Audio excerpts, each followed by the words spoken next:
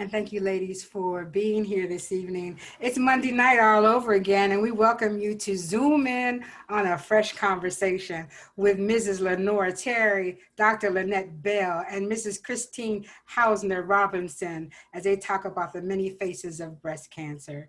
Zoom in on a fresh conversation is sponsored by Eyeless Diamonds, LLC, Mrs. Lenora Terry, and Mr. Milton McCulloch, and it is brought to you by the 10th anniversary of the Fresh Book Festival 2021, which will be held virtually and internationally in January the 8th and the 9th. Now, I got an email today that told me that no one knows what FRESH stands for. So tonight, I'm going to tell you that it stands for fiction, romance, erotica, spiritual, and health.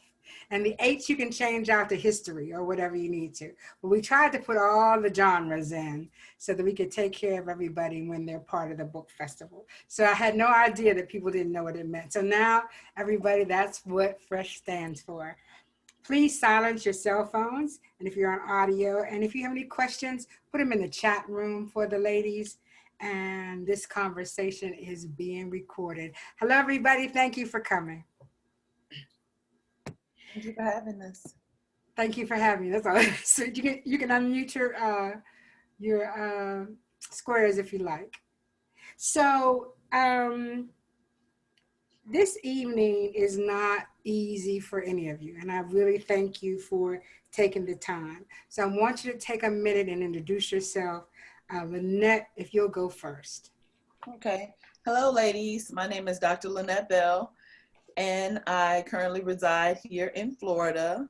I am a cancer survivor, and I was diagnosed in 2011 with stage 4 primary follicular lymphoma, which was found in my pelvic region. I'm married. I've been married over 25 years. I have 2 children, 2 dogs. I'm a vet. What else I need to, an author. So that's about photographer. I have a bunch of different Many hats. things, yes. Thank you, Lynette. Christine. Hi, I'm Christine Lucille Houston Robinson. I always say my 4 names. I am a nurse. I reside in Palm Coast, Florida.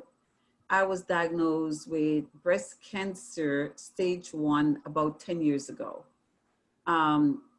I am the mother of 2 biological children and 3 stepchildren that I consider my own. I have 12 grandchildren.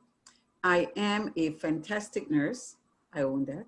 Yes. I am a very good cook. Photography, the beach, my hobbies, gardening. I mow my mother's lawn. So I'm rather active, and I think that there's so much for us to discuss as far as cancer, especially breast cancer goes. Thank you, Christine. Irma? Oh, Irma. Lenora. What do you want to be called this evening? Lenora. Lenora. Yes. Introduce. Thank you, Donna, for inviting me. I have been married to a wonderful man for the past 31 years. We have 1 son. I graduated from the University of Central Florida. I retired last year from the Department of Juvenile Justice after 31 years of service, and I'm currently back in the workforce. And I am a woman of faith. I love jazz music. I love spending time with family. I love comedy, and I'm a country girl. Thank you very, very much. I know the husbands of I'm sorry, Donna. Mm-hmm. I did not say that I'm married for 38 years to Irvin Robinson. I was going to say, yes. Yes. And both of us are instructors at Bethune-Cookman University.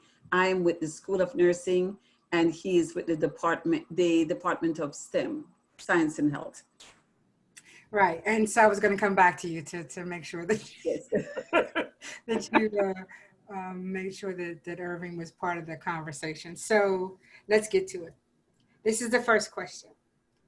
How was your cancer detected? And I'm going to give that to you, Christine, first.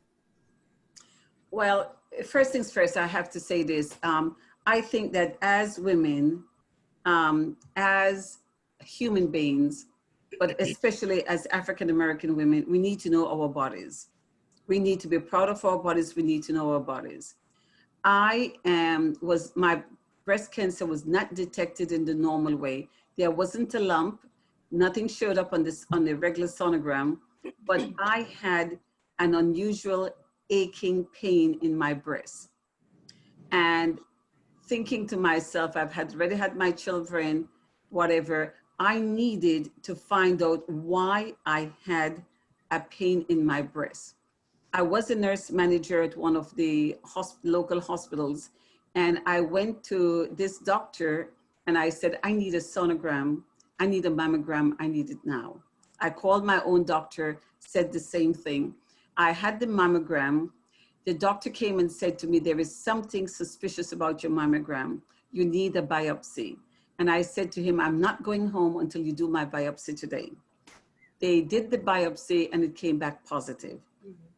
And while I was waiting for the results of the biopsy, of course, I started putting everything into place because I just knew that the news was not going to be positive.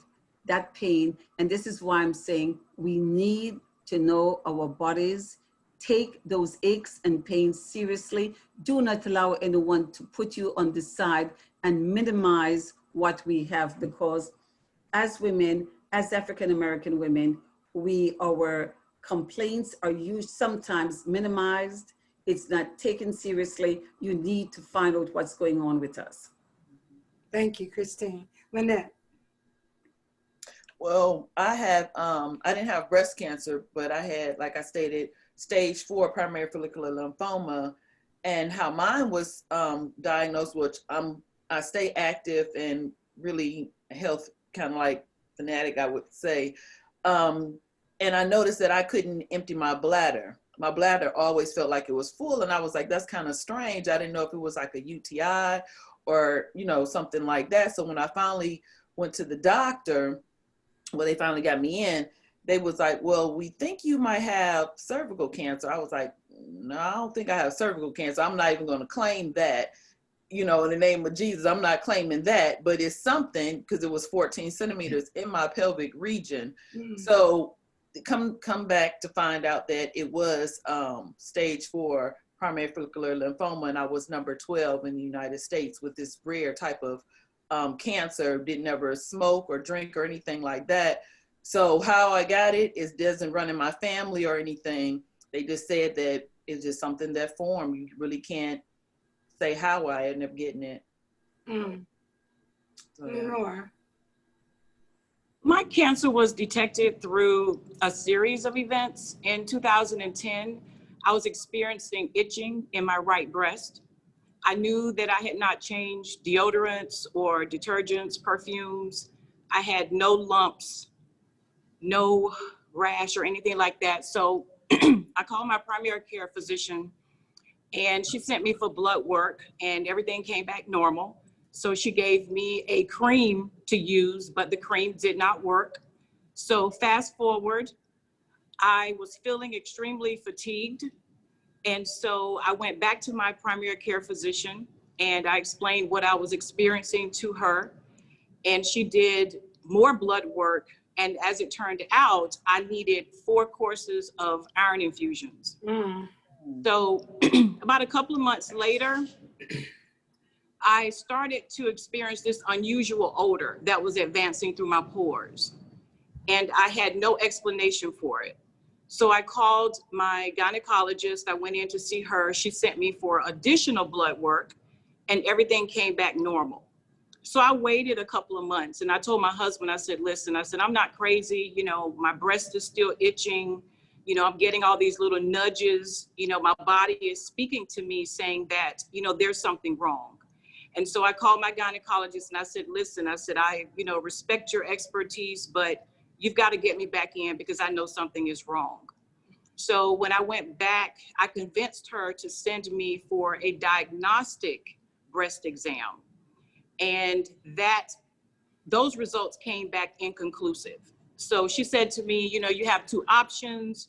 You can either let us monitor you, come back in 6 months, we can retest, or you can have a biopsy. And I said, I'm definitely having the biopsy. So after 2 weeks, I was scheduled for the biopsy. And of course, it revealed that I was positive for breast cancer. So, you know, I felt that God was navigating my every turn to make sure that I stay on course. It's amazing that no one has the same story. You know, everybody thinks that their cancer, no matter how it's detected, everybody has that story. That is not true. It has been different for everybody that I've spoken to, and we're in our 4th year. And it's like Christine said, knowing your body is everything. It's absolutely everything. So Christine, who was the first person you told? I told Irvin, but the first person that I really impacted was Christopher. As I said, I have 5 children, and Gina, my daughter, Dr. Robinson, is on here right now.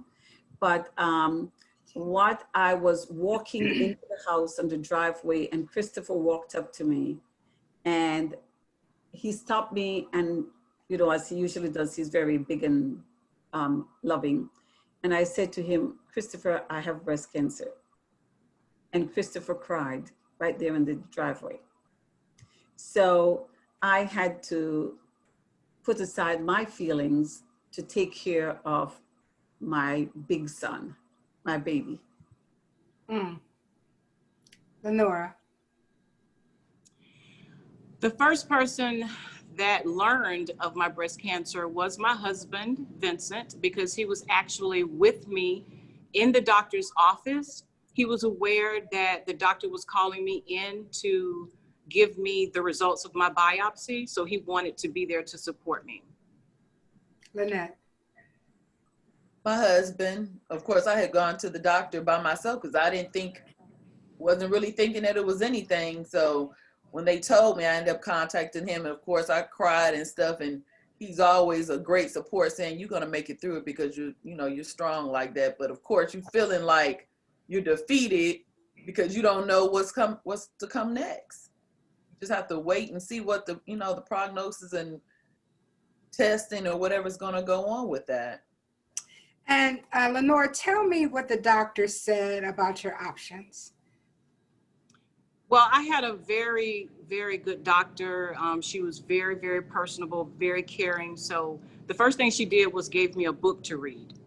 And then she explained to me that I would have a multidisciplinary team of doctors that would take a look at my diagnoses and discuss a treatment plan with me. So she encouraged me in the meantime to make sure I research, make sure I write down questions, to make sure that, if I had questions, I was able to ask the right questions to my doctor. And that's pretty much it. I mean, yeah, she was very direct, but also, she showed compassion. Okay, but so once you got your team, what options did they give you? Well, they told me that, of course, because I was diagnosed with an aggressive form of cancer, that, my options would be surgery. I actually had a lumpectomy, also radiation and chemo. And you had all 3 of those? I had all 3, yeah. We're going to come back to that. Christine, explain to us how the doctors explained to you what your options were. Or did you tell them what the... Well, the ones of you who know me know that I can be a little assertive sometimes. And by the time I met with my surgeon, basically, I met with him on the floor where I was working. I called him. I said, come on, Dr. Fabian, we need to talk. And before I even went to his office, we came up with a plan that it would be, actually, he's the one who called the lab to get the results for me. And we said, okay, we'll do a lumpectomy, but it depended on what the results were from my lymph nodes. Because it was caught early, I had no lymph nodes involvement. And so I had the lymph nodes. I did the DNA test to see if it was, oh goodness me, something positive. And if it was, because it was negative, I did not need chemotherapy. and I decided to do the in situ radiation therapy, which means that a balloon was left in place during the surgery at the site, and I did the in situ radiation, which I had, and because it was targeted radiation, I did not have to have it for an extended period of time. So I met with the medical oncologist before, the radiation oncologist, and my doctor, went to all their offices, listened to them, and we came up with a plan that I would have. Lynette. Well, like everybody else, I had a team of doctors, of course, but mine was different to the point that I had to go in and immediately start having chemo because it was stage 4 and because of the size of the mass that was in my pelvic region. And so they discussed, well, what we would try to do is try to go in and remove it. If it cannot be removed because it was entangled with my bladder and my kidneys and stuff like that, they weren't able to remove it. So therefore I ended up getting a hysterectomy and then started chemotherapy to shrink the mass. To shrink the mass. You had no radiation. I didn't have radiation. And how long were each of you in treatment? Christine? I had the radiation for 12 weeks. I was put on, oh goodness me, a medication that I followed for 18 months. And because the side effects were so negative with the back pains and the tiredness, that I went to my medical oncologist and told her after 18 months that quality of life was better than quantity of life. And I took myself off the medication and I have not been on it since. But I do follow up regularly with my own doctor. And after the radiation oncologist, I saw her for a year because after the radiation was over, she followed me on a monthly basis to make sure I had no side effects from the radiation treatment. Lenore? I had 12 weeks of chemo and 12 weeks of radiation. Good Lord.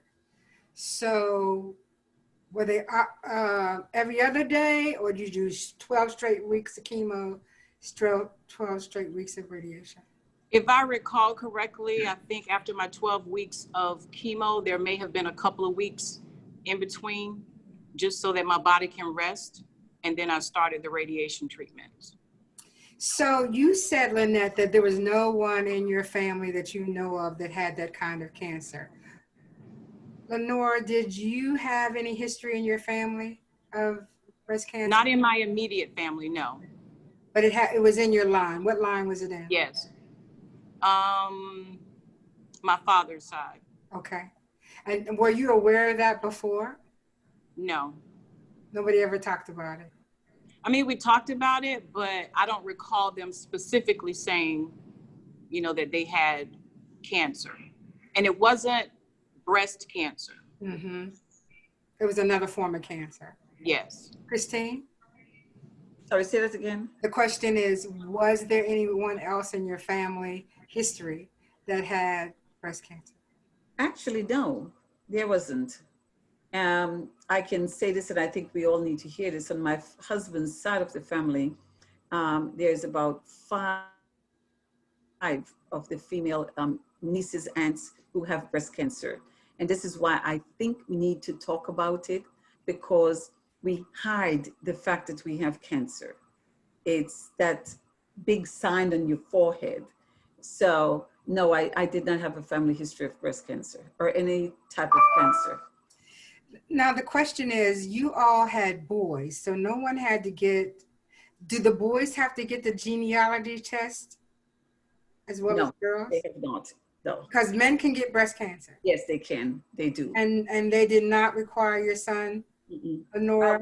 The ATR negative or HR negative, whichever one it was that I can't even remember, I'm blocking on it. That's okay. But they weren't required to take it. Because my niece's daughter wasn't required, but she thought that would be. Lynette, your sons, were they given a test at all? No. That's interesting, because there are several men that I know that have breast cancer. So it's not like it's just strictly a female gene, right? And So mine, I had a different type of cancer, so how they would go about with mine would be different than how it's treated as far as with breast cancer. understood, but I just wondered if they tested them at Oh, any no, point, right? no. Because even though no one else in you was very rare, right? You still have the gene. So I just wondered if they tested your sons Oh. for the particular kind of cancer that you had. Is that because you didn't want it, or you just didn't think about it, or? No, they just said they asked if I had a history of this particular type of cancer, and I said no. My grandmother, she had colon cancer, but this didn't have anything to do with the type of cancer I have as far as what she had. So Lynette, you decided to write a book about your experience and your journey. Tell us why you decided to do that. Well, I felt as though at the beginning I wasn't able to talk about my story because it would always bring me. I don't know if I felt like shamed or I didn't want people to feel pity for me or anything like that. But I felt as though as time went on, God began to heal me and begin to reveal some things that, you need to share these kind of things with other people or with women, because a lot of women lose their self-esteem, self-confidence during the whole process because they seem to get transformed in the midst of it. You don't look the same. You lose your hair. Your body becomes, just start to look different from what you're used to. So I figured after God began to speak to me for me to write this down and to write my journey, because not everybody, even if it's with cancer, you might be dealing with something else that might be life altering, that you're able to reflect and gain strength from your experience, that you're able to share with somebody else that's able to help them along the journey. You might be at the beginning or the end, or somebody might be coming out, but whatever wherever you're at in your journey, then you're able to grab another woman up and to help her and to encourage her. It's going to be okay.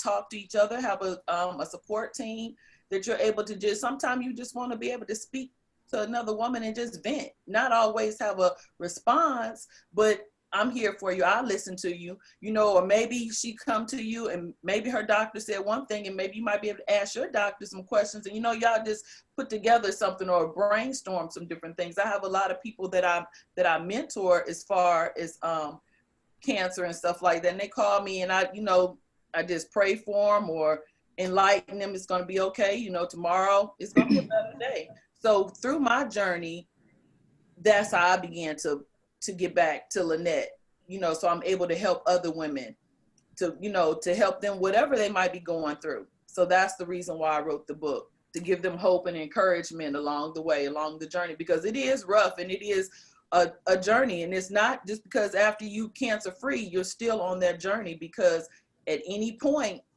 it could flare back up. I want to say flare back up because, we don't want to claim that, but it could, be that case.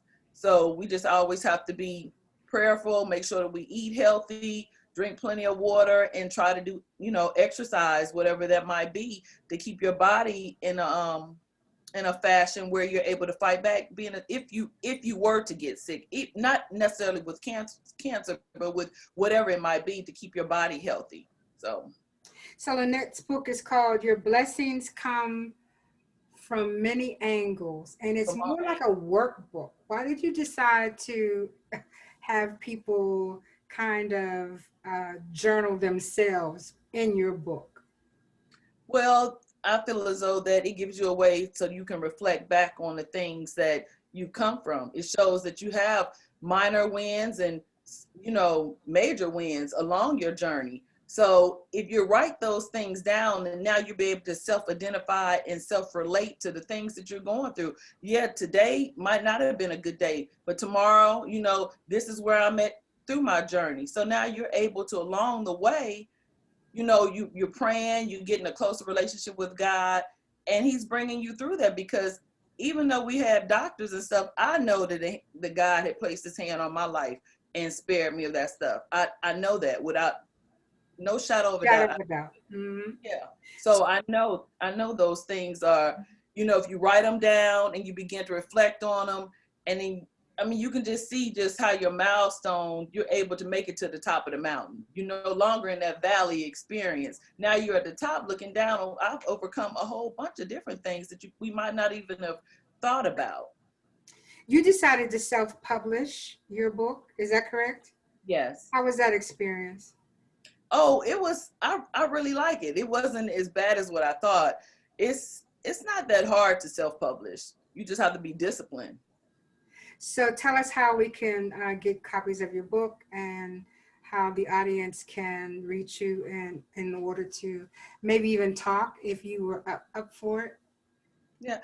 Okay. Well, I can be reached at my phone number is 813-481-1496, or you can email me at lbell070@gmail. So Lenora, she decided to put her story in a book. How long did it take you to be able to do something like this? Many years, because I was diagnosed in 2011, and Me too. I spoke, you were too? I spoke at my church at a conference, I believe it was 5 years later. So this would be my second time openly speaking about it. Really? Oh, I'm so blessed. Yes. Thank you so much. Yeah, yeah. And Christine, welcome. of course, you being a nurse, you don't hold backs. But why is it that being a nurse that you did not put your pen to paper?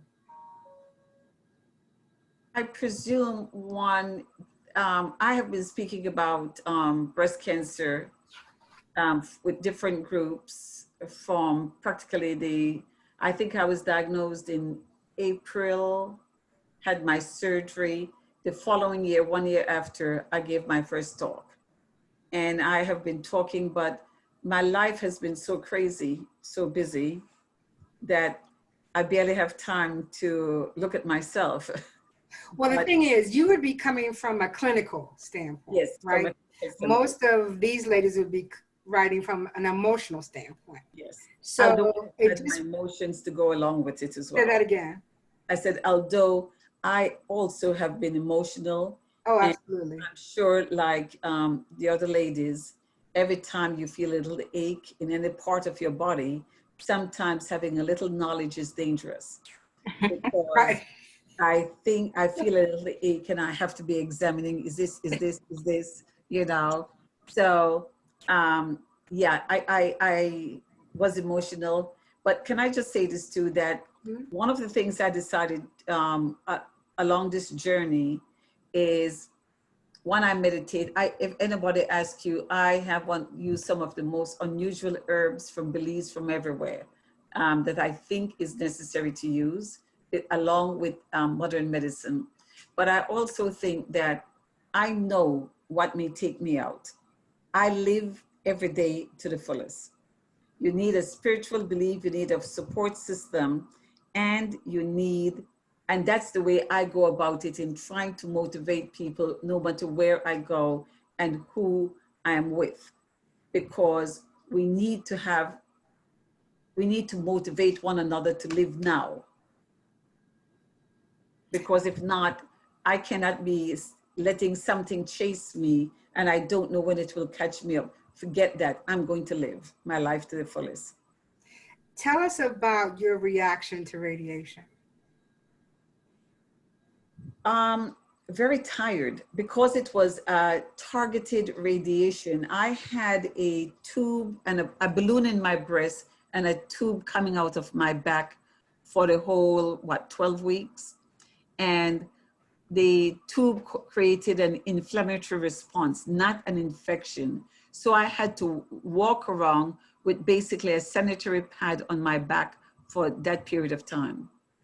And then I had a reaction in my abdominal wall and, just very inflamed. And even now, I can tell you that on the side of my back where the tube was in, I don't have as much feeling in that area of my back.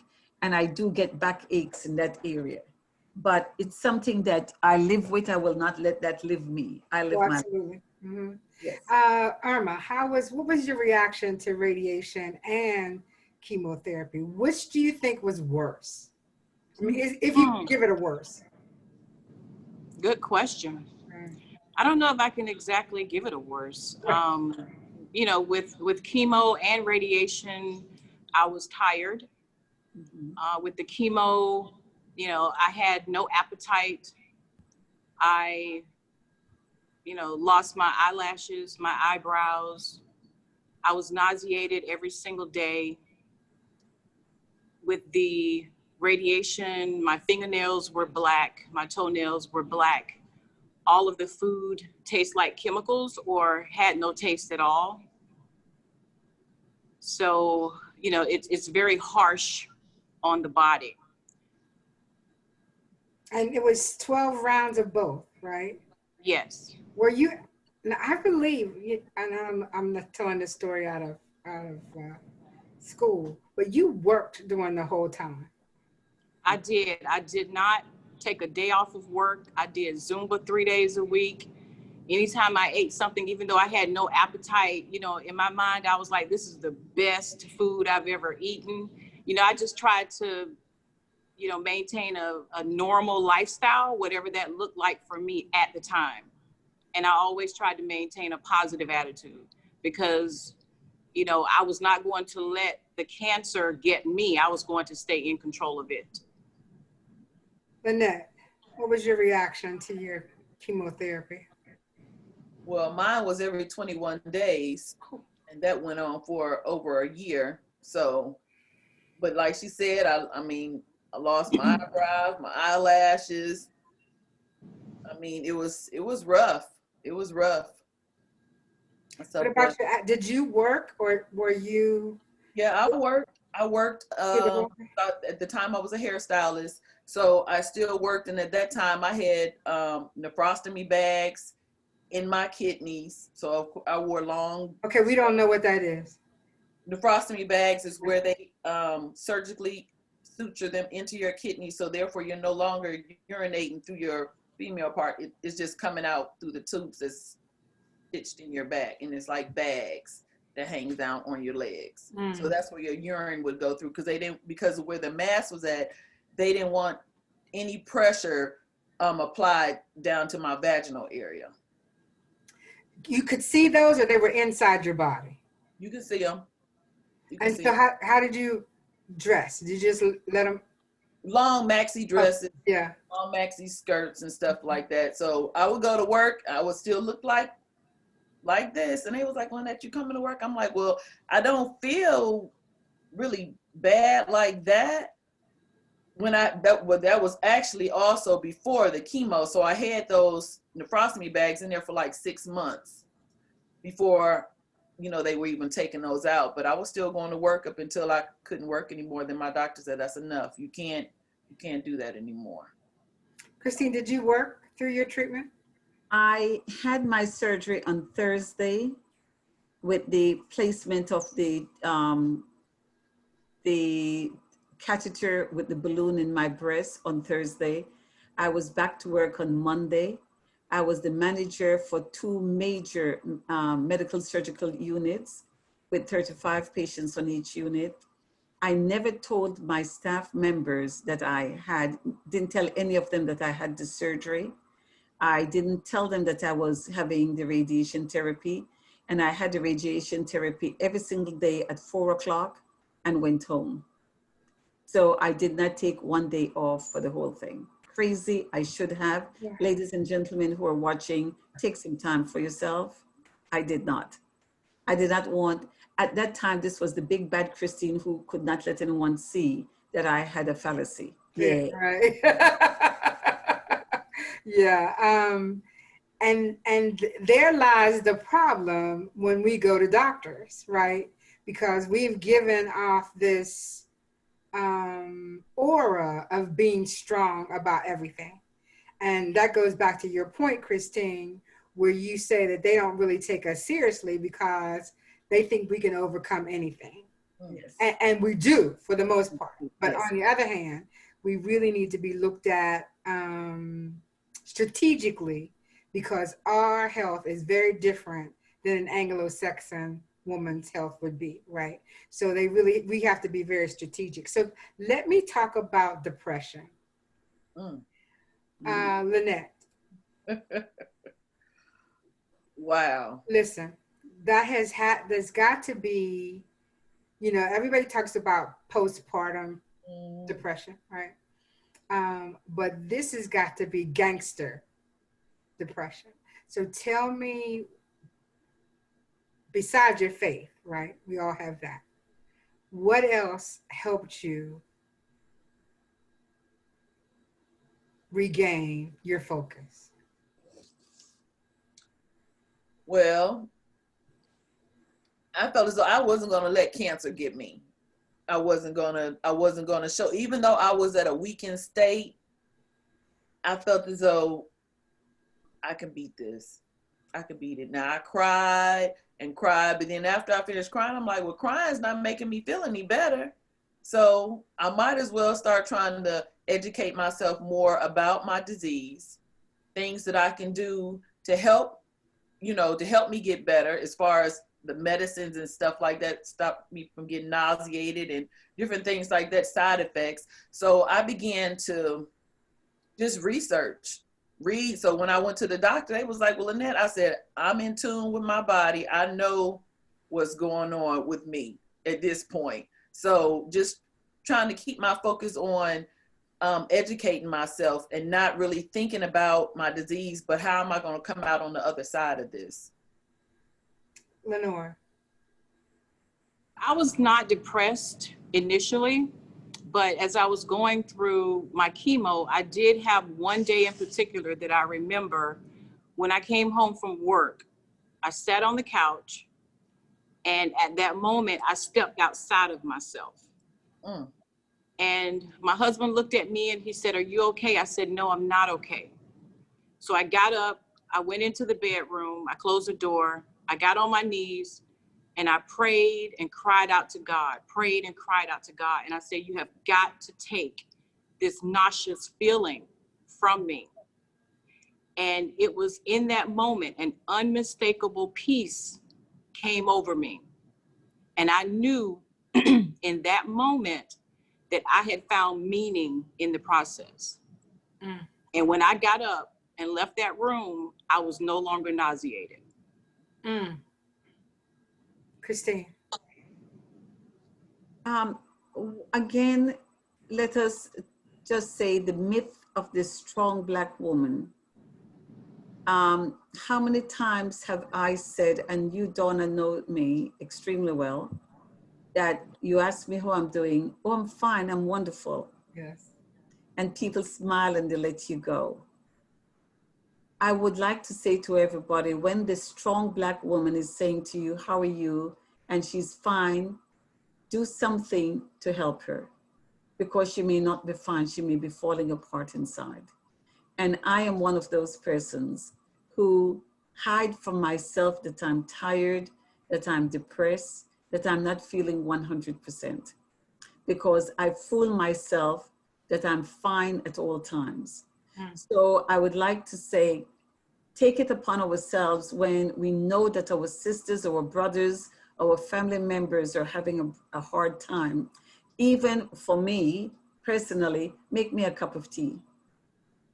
Send me a card, do something. It doesn't have to be monetary. Just pick up and say, stop your nonsense, tell me exactly how you're feeling. It's okay to cry, and we all need that one person who we can cry to, but we know that they will, you see, I have the Belizean pride, don't talk about me that I was crying. We have to have that one person that we can trust. And I'm saying, let's reach out to one another, not only in the times when we're having surgery, but at all times. Find out what's going on, what's really going on with one another. And yes, I had my down moments, but I have to say that having a positive attitude, as you're saying, having faith, having a support system, motivating myself, because there are times we can't allow people to motivate us. We have to motivate ourselves. And a friend had said to me a few years ago that I have passed survivorship. I'm now the mistress of my universe. saying that I am the mistress of my universe, that I make the decisions for me. It is not my breast cancer. I had breast cancer. I do not own it. It does not own me. And with all the things about survivorship, knowing that I am my mistress, no matter if I have only 2 more minutes to live, I live it on my terms. So I think that's very important for us to get across. So when did you have the family powwow, Lynette? Well, I was diagnosed in 2000, well, actually the end of 2010, 11, but my stepdad had passed on that time. So I didn't say, I hadn't told my mom or said anything to her because of all the things that was going on at the time. And I was like, well, I don't think that's appropriate time to tell her after her husband had passed that I have cancer, you know, to dump that on her. So I think I waited like 2 months or so when I actually had to go and start having things done. And then that's when I told my mom, well, everybody in my family, my husband and my son and my daughter, they already knew, but my mom and everybody else they didn't know. But then of course you tell them, they fall apart. And I'm like, I don't need y'all to fall apart because I'm already falling apart inside. On the outside, I'm looking strong, but inside I was scared. I didn't know what was next. I was nervous. I didn't know anything. So it felt like I was falling apart on the inside. Even though I looked okay on the outside, I was devastated because I'm like, how could I even have something like this? You know, when you get the news, you like, it's unbelievable, but you're like, okay, I mean, we're going to have to just roll with it. Yeah, Lenora. I told my son immediately on the same day that I found out because he was aware that I had been going to appointments and I did not want him to worry.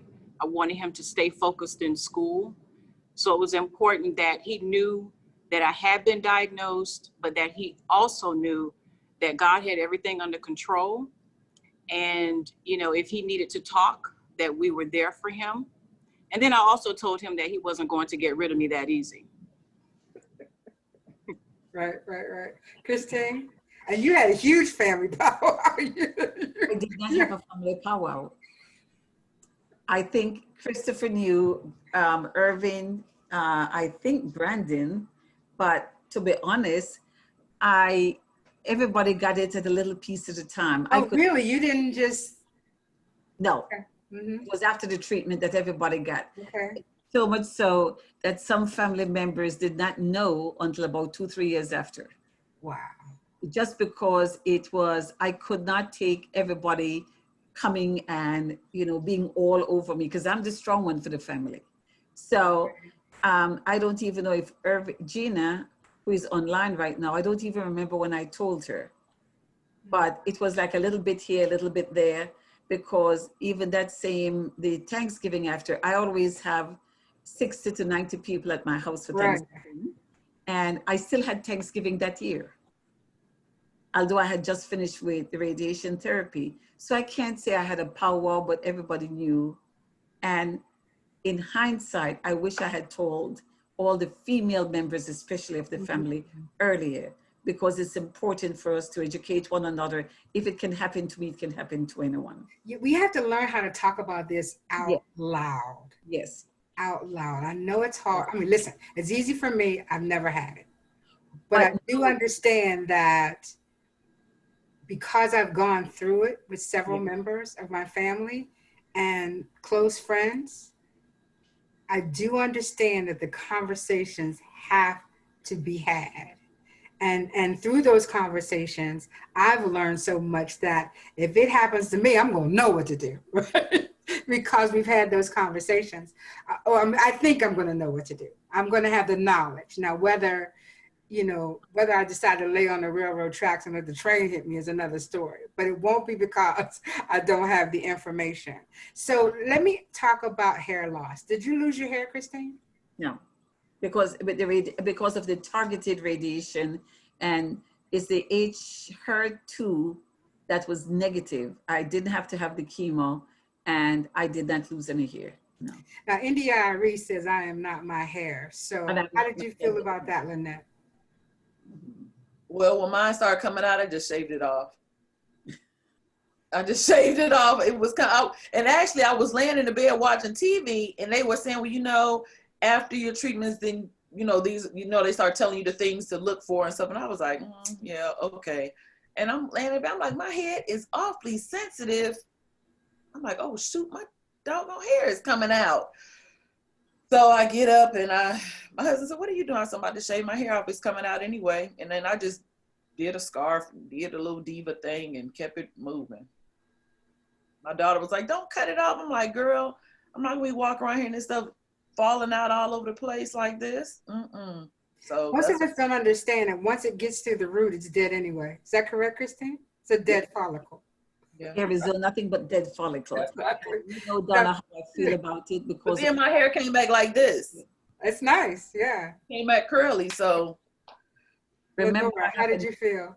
I have a niece who has alopecia. Right, you do. So Beautiful. here is no, and she still walks around at 25 years old with no wigs, no hair, and she's absolutely beautiful. It's pretty like that. I think we're so used to seeing hair, so we don't realize that when you don't have the hair, it exposes your face. It actually allows you to see your facial features, and you become to actually see your natural beauty. You be like, what? But it's not bad. I tell women all the time, I said, it looks nice. It doesn't look bad. Only you think that, but we're looking at it and it looks nice. Lenora. My hair started to shed during chemo. So my husband suggested that I allow him to shave it all off, which I did. So, you know, of course, I was very insecure about that, but I knew that if, you know, God had purposed that journey for me, that I needed to embrace it. And so I tried my best to do that. And then, of course, my husband played a tremendous role in me being able to accept the baldness because he would tell me I was beautiful every day. That's amazing. Because a lot of people don't have that kind of net, right? And when you're on a trapeze and you have no net, that makes it very, very, very hard, right? Right. Makes it very, very hard. And so when we talk about losing hair, I had alopecia novosa. You wouldn't know it. Yes. I was blessed. I prayed just like everyone else. But even that is shocking because you do wake up and your hair is on the pillow and you're thinking, what the hell? You know, how'd that happen? So, yeah, it is. But, you know, it taught me something, though, that if it taught me that I'm not my hair. Yeah. It really did. I mean, I've learned to take care of it and I appreciate it, but it's not who I am, right? It's just not who I am. So is there anything that we have not talked about that you guys want to discuss? Christine. I just want to say, talk. Discuss with your family members, reach out for the support system that's there, stay motivated, and stay with your faith. It's very important to have that faith. Lenora. Take care of ourselves. And as Black women, take care of ourselves. Take the time to take care of ourselves. That's true. Lenora. I would just say, learn how your body speaks to you.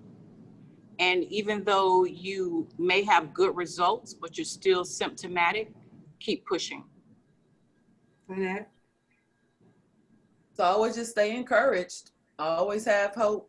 Don't ever give up. Just keep fighting.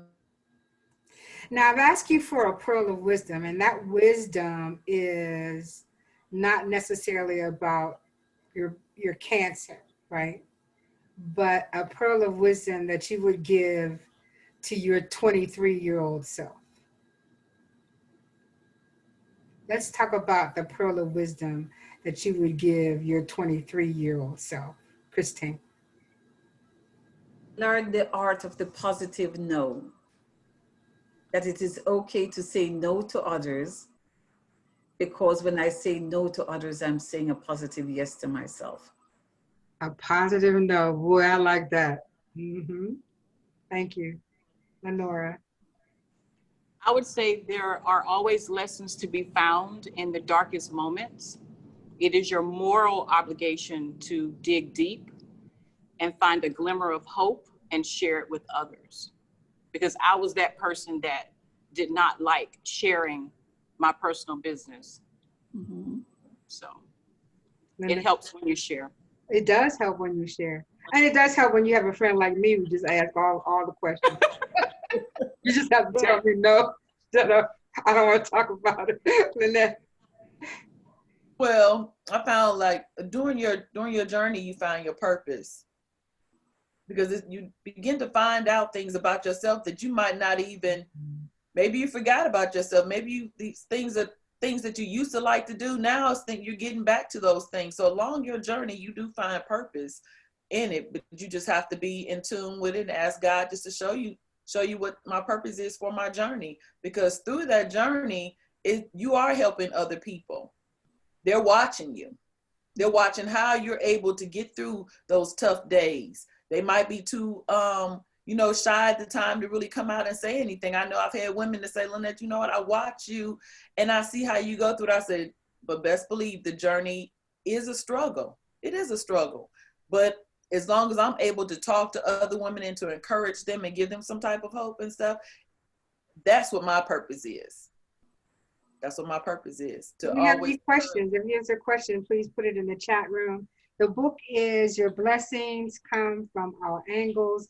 It is also a workbook, so it will give you pause and give you a moment to sit down and write things about your own journey, as well as giving direction from Lynette and her journey. If there are no questions, no one got a question? Thank you for a very informative evening. I have to sign off. All right, thank you very much.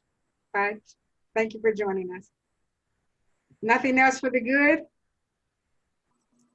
Thank you. Thank you, ladies, very much. Thank you, Lenora. I know this is your second time, and I certainly appreciate it. It won't be your last, because I'll probably bring you back again. Lynette, good luck on your book selling. Thank And you. Christine, I'll see you in Walmart. Yes. Oh, no. Something.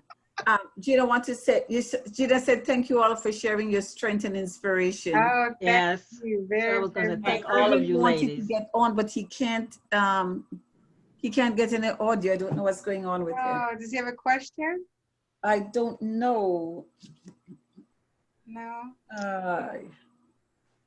That's Dr. her Bell, I sent you a husband. private message. You sent me a private message? No, to Dr. Bell.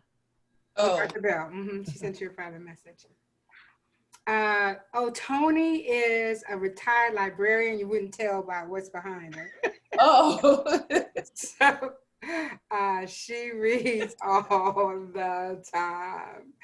We are really glad to have her with our being part of the F.R.E.S.H family. Did he send you the question? No? Did not. Not? Okay. All right, ladies, good night. Thank you very much for being on Zoom Good night. for a fresh conversation. Good night. Thank you. Bye. ladies. Thank you. Does anybody want to copy the audio? Yes, please. Yes. Yes. We'll Yes. do it. Thank you. Good night. Thank you. Good night. Thank you for having me. Thank you. Good Good night. night, ladies. Good night, Thank you for everybody. hearing all of you. Nice to meet you. Okay, thank you, Gina, for coming. Thanks, Gina.